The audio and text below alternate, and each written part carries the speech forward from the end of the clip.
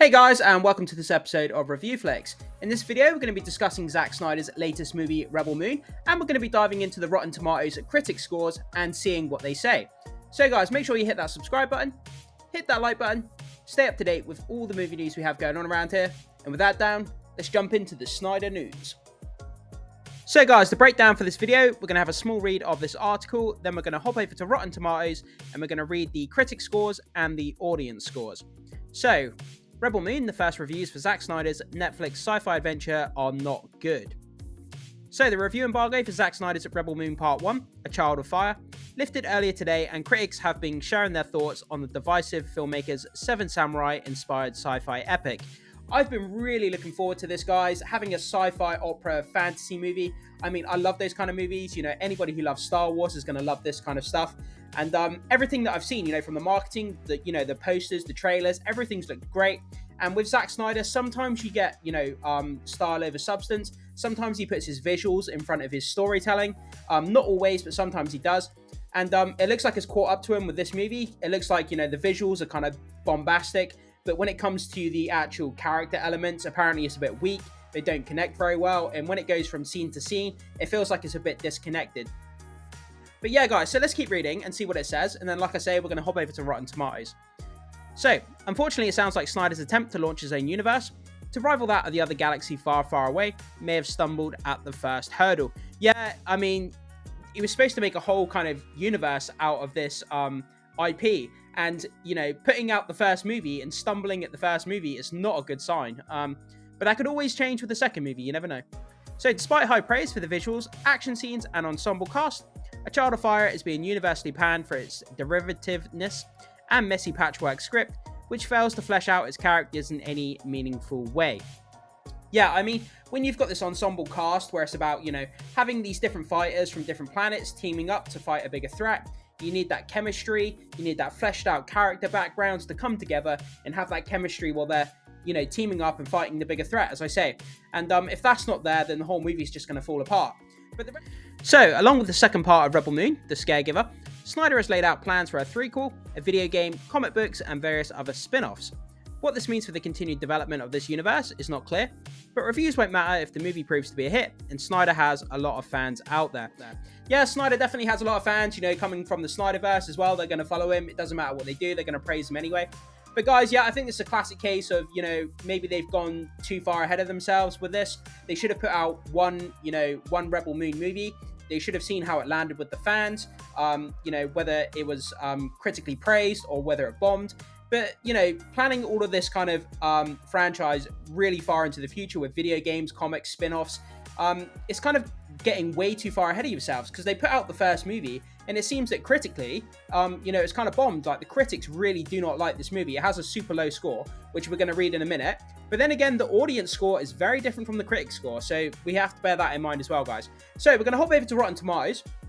We're going to have a read of those critic scores, and then we're going to have a read of some of the audience scores, and there's a massive discrepancy between the two as well, guys, which is very, very interesting. So let's go over to Rotten Tomatoes. So guys, landing over here on Rotten Tomatoes, we have Rebel Moon Part 1, A Child of Fire.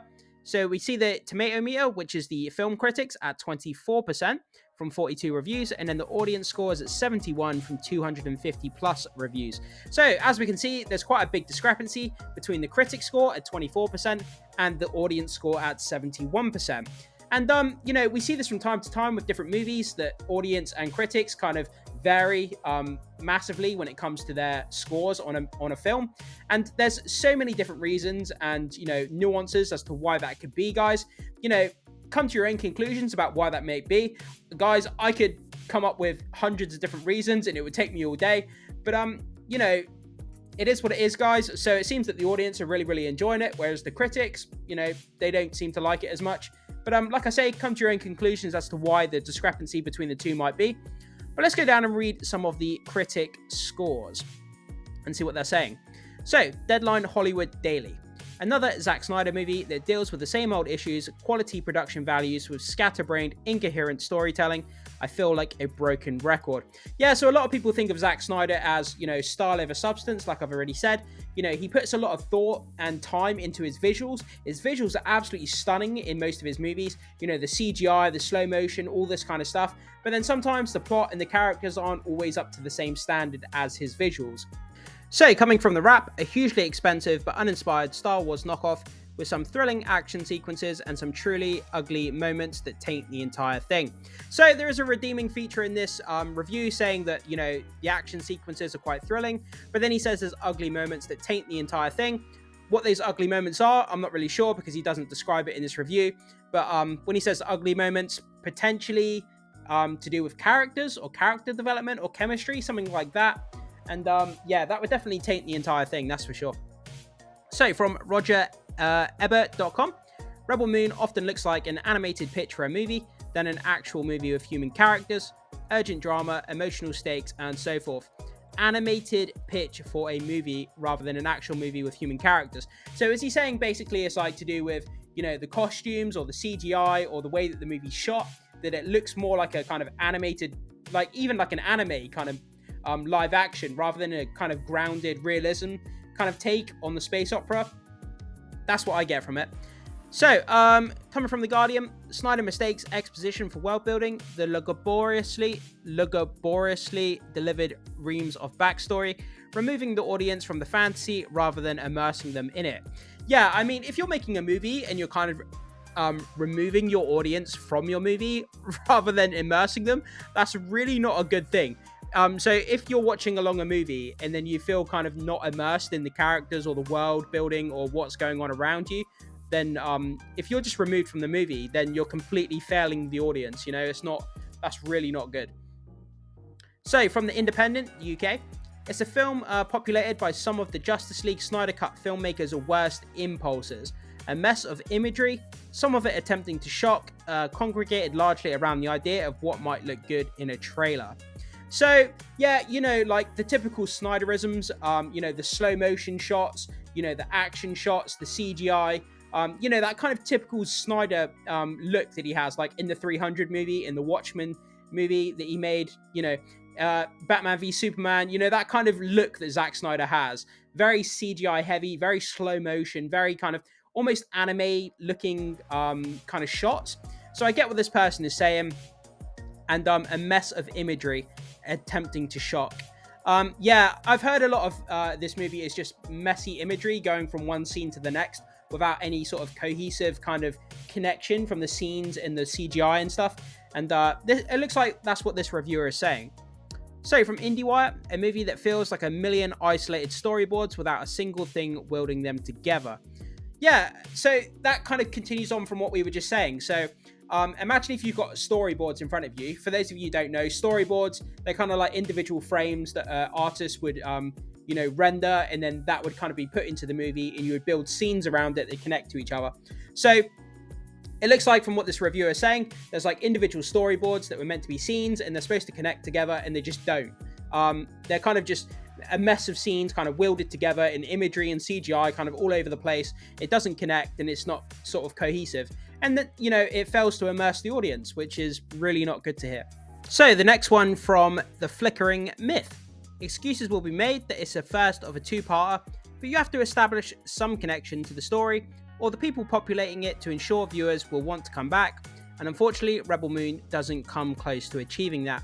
Yeah, I mean, if you're not going to come out of the gate strong, if you're not going to captivate the audiences with the first movie, especially when this is supposed to be a massive franchise going forward with video games, with, comic books, with spin-offs, and a second movie coming. If you can't captivate the audience and immerse them and keep their attention and, have a good, decent landing for the first movie, then you're kind of, stuffed before you're even out of the gate, Failing on the first movie is really bad, guys. It's really not good. Can they turn it around with the second Rebel Moon movie? It would have to come out and it would have to shock audiences, and it would have to be, the complete opposite from what the first one seems to be, to get people back on board with the whole Rebel Moon franchise. Whether they can do that or not, time will only tell. So guys, we're going to read one more, then we're going to go over to the audience score. So, in a galaxy far, far away, this comes from Cinemania Spain, by the way. In a galaxy far, far away, a group of peasants seeks the help of a rebel alliance in order to end an oppressive empire. That wasn't really a review, so I'm going to go down and read one more. So this comes from Fresh Fiction. What should have been an inspired homage to sci-fi classics comes across as cribbed from cliff notes, scribbled down by sleep-deprived student who only half paid attention in film class. It's a vapid byproduct of outsized ambitions. Wow, that sounds so bad. Like, I can't believe, and we're ending on this one as well, guys. That sounds really bad. Listen to this. Cribbed from cliff notes, scribbled down by a sleep-deprived student who only half paid attention in film class. That is so bad. Like, you know, that's pretty offensive, actually, to the people who wrote this movie. But if she feels that strongly, then, you know, I understand. But, like, wow, that's just yeah, so it just seems, guys, that it's some sort of like messy CGI jumbled movie that doesn't make any sense, that's kind of just cobbled together and, you know, all over the place. So the critics really aren't liking this movie, and you know, it's just not a good look whatsoever. Actually, guys, we got one fresh review here, so let's quickly read that.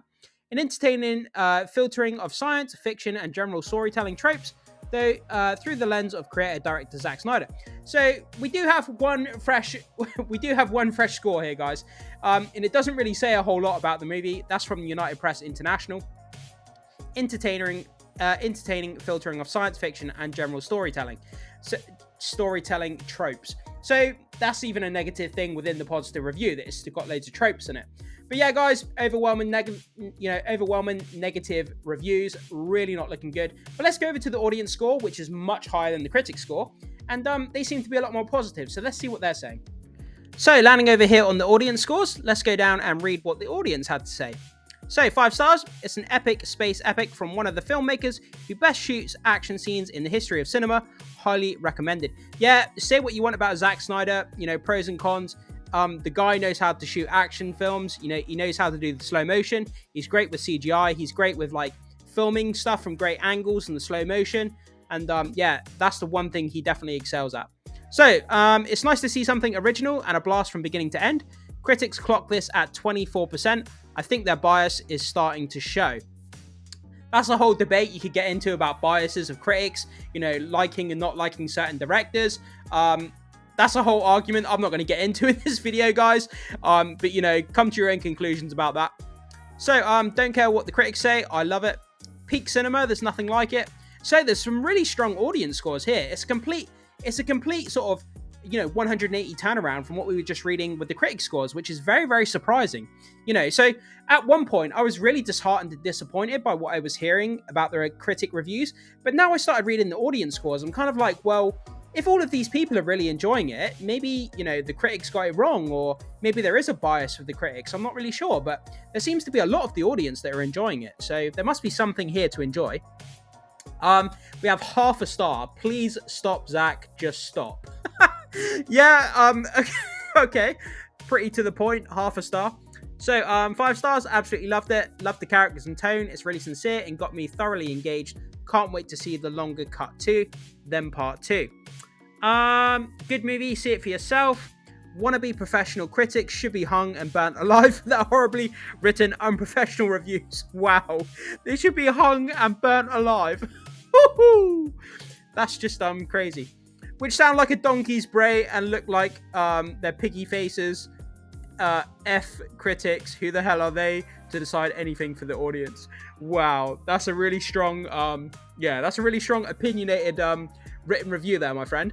But you know, your opinion is just as valid as anybody else's, so fair play. Another 5 star. Truly excited to see this masterpiece. So you haven't actually seen it yet. Zack delivered greatness in Batman v Superman, Man of Steel, and his version of Justice League.